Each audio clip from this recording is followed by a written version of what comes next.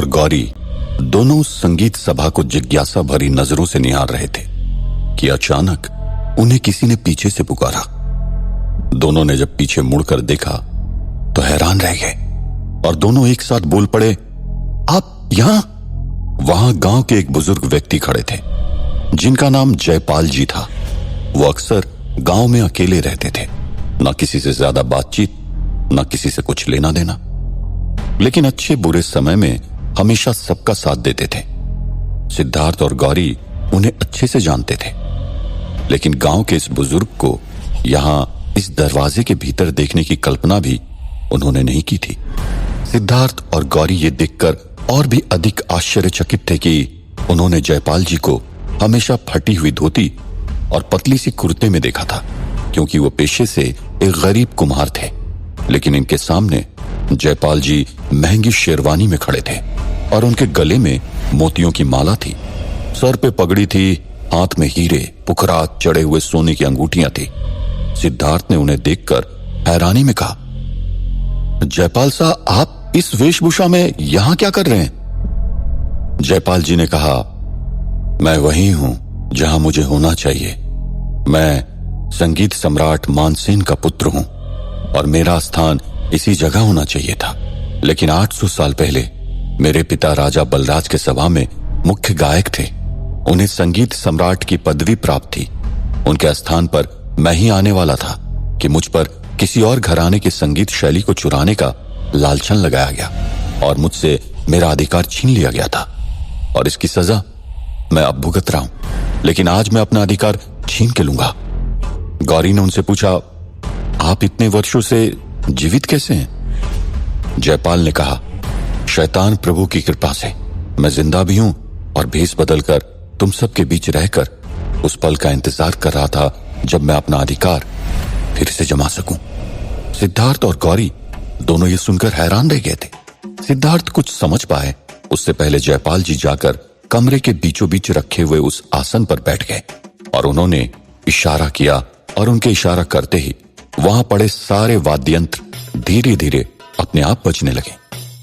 जयपाल जी ने भी सुर लगाना शुरू किया था कि सिद्धार्थ ने बीच में जाकर उन्हें टोकते हुए कहा, ये सब प्रवचन बंद करो और मुझे बताओ बूढ़े बाबा कहां है? तब जयपाल जी गाते गाते रुक गए और टोके जाने पर उन्हें गुस्सा आ गया। उन्होंने सिद्धार्थ के सामने गुस्से में देखा और उससे कहा, यहां संगीत में बाधा डालने वाले को दंड दिया जाता है। ये कहते ही उन्होंने इशारा किया और जैसे किसी ने सिद्धार्थ की छाती पर लात मारी हो, उसी तरह उसके सीने पर वार हुआ और वो उड़ता हुआ पीछे गया और गिर गया। सिद्धार्थ की छाती पर इतनी जोर से वार हुआ था कि उसके मुंह से खून निकल आया था। गौरी तुरंत ही उसके पास दौड़ती हुई गई और उसे सहारा देकर उठाया। तब गौरी से रहा नहीं गया और वो जयपाल के पास गई और उनसे कहा, आप बेशक यहां राज कीजिए, हमें कोई आपत्ति नहीं है, लेकिन हमें बूढ़े बाबा लौटा दीजिए जिसे आपने अगवा करके किसी अज्ञात जगह पर रखा हुआ है। तब जयपाल जी, जो फिर से सुर लगाने वाले थे, अटक गया और गौरी के सामने देखते हुए कहा, अपने कर्मों की सजा भुगत रहा है बेचारा, भुगतने दो। सिद्धार्थ ने कहा, ऐसा क्या किया उन्होंने? उन्होंने तो सदा इस गांव की रक्षा की है, हर मुसीबत से बचाया है, उन्हें किस बात की सजा दे रहे हो आप? तब जयपाल जी अपनी जगह से उठे और वहां से 2 कदम आगे आए और सिद्धार्थ से कहा, 800 साल पहले महाराज बलराज को मेरी चुगली उसी राजपुरोहित ने की थी। इस जन्म में बूढ़ा बाबा बना फिर रहा है। उसी के कारण मुझसे मेरा संगीत छीन लिया गया, मेरी पदवी छीन ली गई, मेरा अधिकार छीन लिया गया। जिसे मैंने सबसे ज्यादा प्रेम किया वो छीन लिया गया। इसलिए मैंने उसकी जिंदगी से उसने जिससे प्रेम किया वो छीन लिया। उसकी कजरी और उसके गोद लिए गए बच्चे को उससे साम दाम और दंड के सहारे हमेशा के लिए जुदा कर दिया। और जब पिशाच राज का आयाम नष्ट हुआ तो मैं अपने आयाम के करीब आया और मेरी शक्तियां फिर से मेरे पास लौट आई और मौका मिलते ही मैंने उस बाबा को वहां पहुंचा दिया जहां से वो दोबारा लौट न सके। और कुछ जानना है? नहीं तो फिर मैं अपना रियाज शुरू करूं? ये कहते कहते जयपाल जी सिद्धार्थ के एकदम करीब आ गए थे और अपना वाक्य पूरा करते ही फिर से अपने आसन की ओर चलने लगे। वहां पहुंचकर वो बैठ गए और तानपुरा उठाकर और आलाप देना शुरू कर दिया। सारे वाद्य यंत्र भी बजने लगे थे। सिद्धार्थ और गौरी को ये सुनकर हैरानी हुई और यकीन हो गया कि बूढ़े बाबा इसी जयपाल जी के कब्जे में थे। अब उन्हें जयपाल जी के चंगुल से किस तरह छुड़वाना था, उसका पता लगाना था। जयपाल जी के साथ सिद्धार्थ और गौरी का अब तक जो भी वार्तालाप हुआ था, उससे सिद्धार्थ को लगा जयपाल जी को किसी तरह बातों में उलझाकर बूढ़े बाबा का पता लगाया जा सकता है। लेकिन जयपाल जी का रियाज शुरू हो गया था और उन्हें बीच में टोकने का परिणाम सिद्धार्थ देख चुका था। इसलिए सिद्धार्थ ने गौरी को उनका रियाज खत्म होने तक रुकने का इशारा किया। वो दोनों वहीं बैठ गए।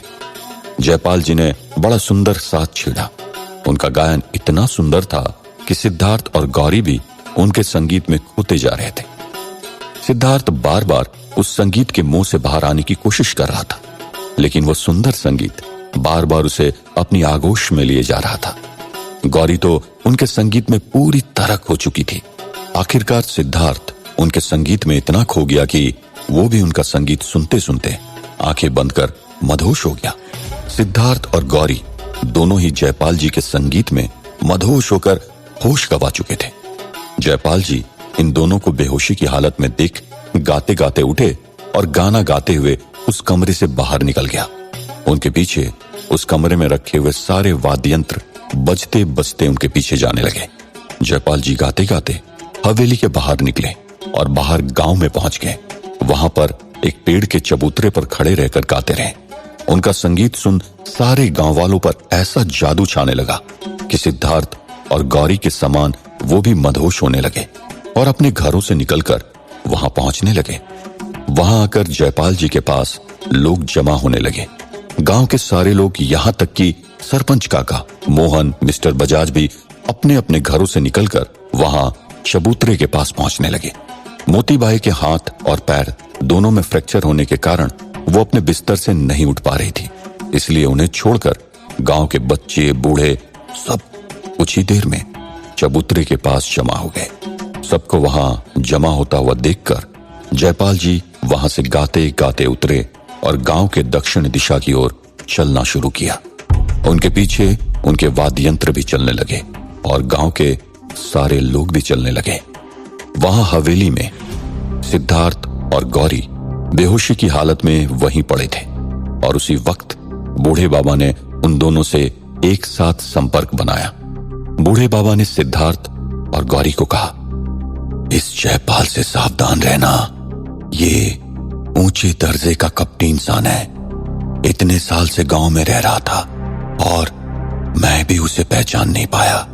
800 साल पहले इसने पड़ोस के राज्य के राजगायक को कपट से मदिरा पिलाकर उसके घराने के सारे राज जान लिए और उन शैलियों को वो अपना बताकर गाने लगा था। और जब उस पड़ोस के राज्य में राजगायक ने उस पर चोरी का इल्जाम लगाया, तब इस जयपाल ने उसे कहां गायब करवा दिया, किसी को नहीं पता।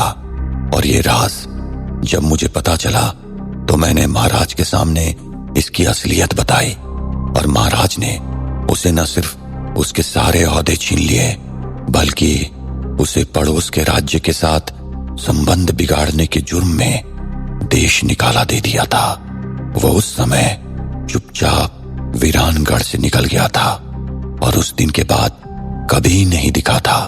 मैं तो इतने सालों में इसके बारे में भूल भी गया था, लेकिन उसने उस समय में अपनी आत्मा का सौदा शैतान से कर दिया और अनेकों मायावी शक्तियां प्राप्त कर ली। लेकिन किसी कारणवश वो अपने आयाम से दूर हो गया और अपनी शक्तियां गवाकर वीरानगढ़ में एक आम इंसान बनकर रहने लगा।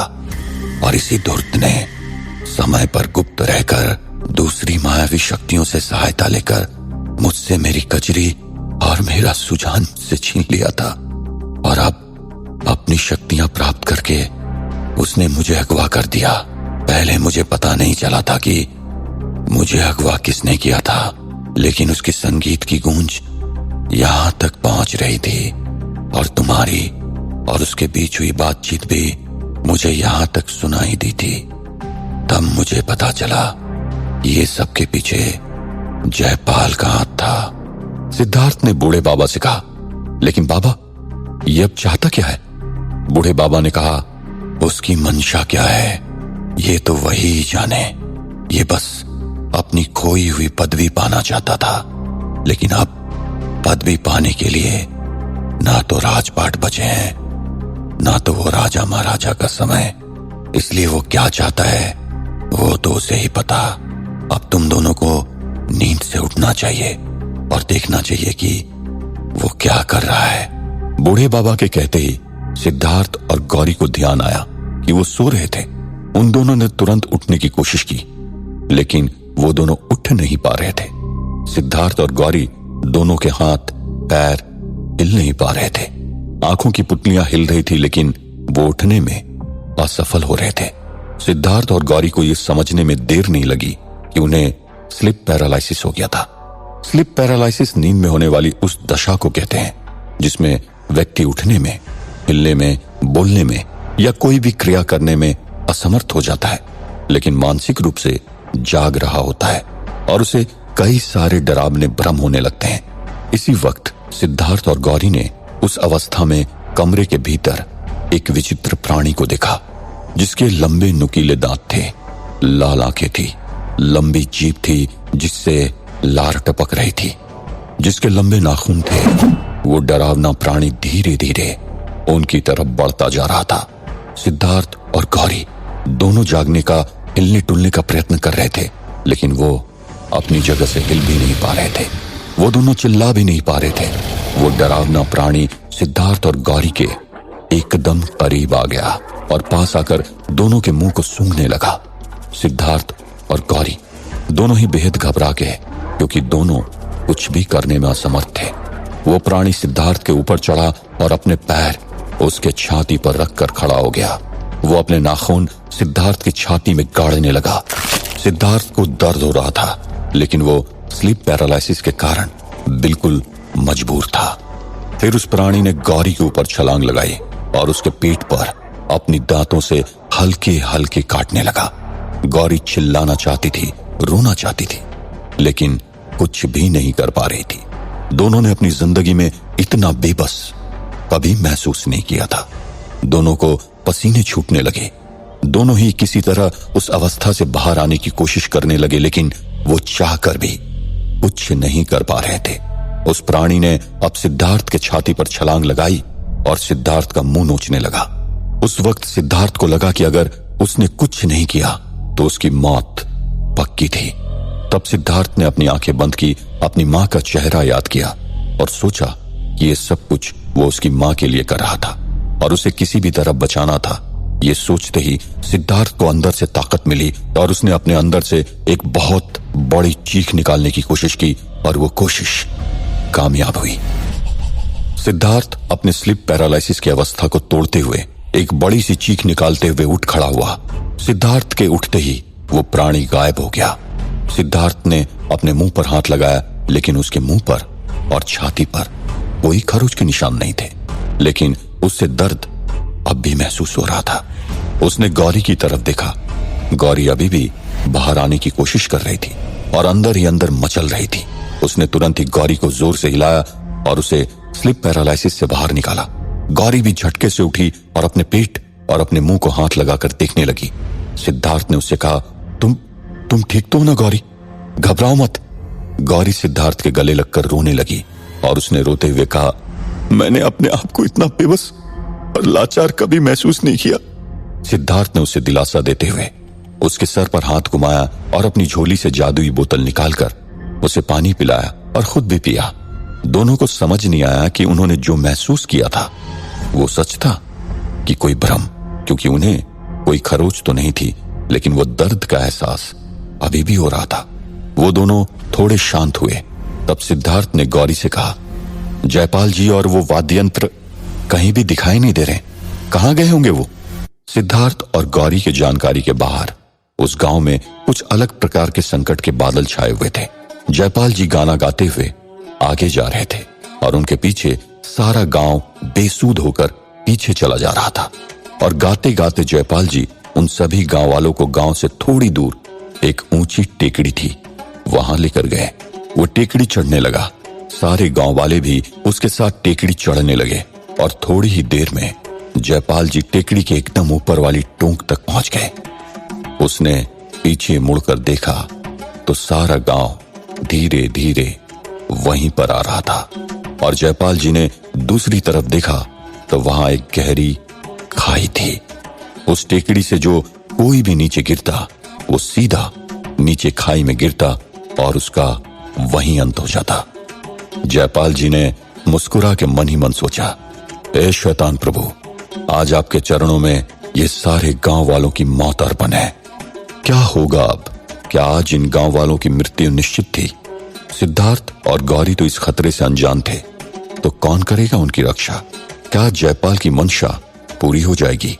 जानने के लिए सुनते रहिए वीरानगढ़, ओनली ऑन पॉकेट FM।